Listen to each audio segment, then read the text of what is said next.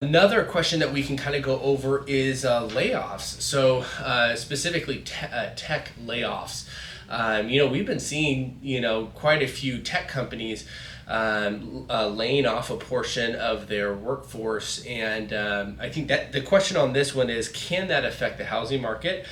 And I personally think it can affect the housing market. I think right now we're kind of at the beginning, so it's a little bit hard to tell if we're going to see a dramatic result.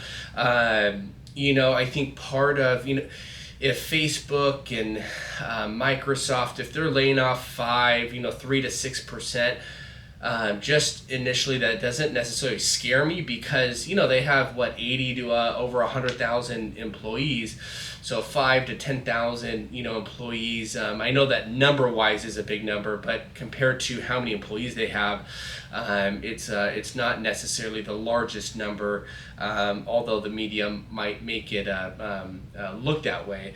Now, if I think one of my reasons why they could be all tech is having a 3 to 6% laying off their workforce, because I think maybe they overhired. I think for a while, every company, and still today, there's a lot of companies where there's not enough employees for the company to work. And so I think sometimes, or I think what could have happened is that tech, they have a lot of money, and they have a lot of revenue there, and so I think they were just trying to get as many employees and overhire as possible.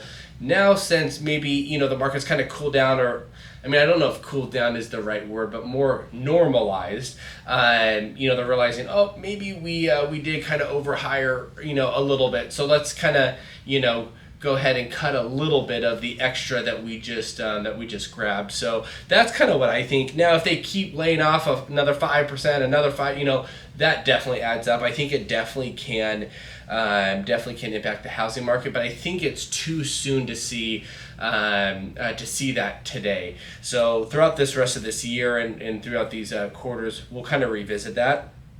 But that's my take on, could the tech layoffs affect the housing market.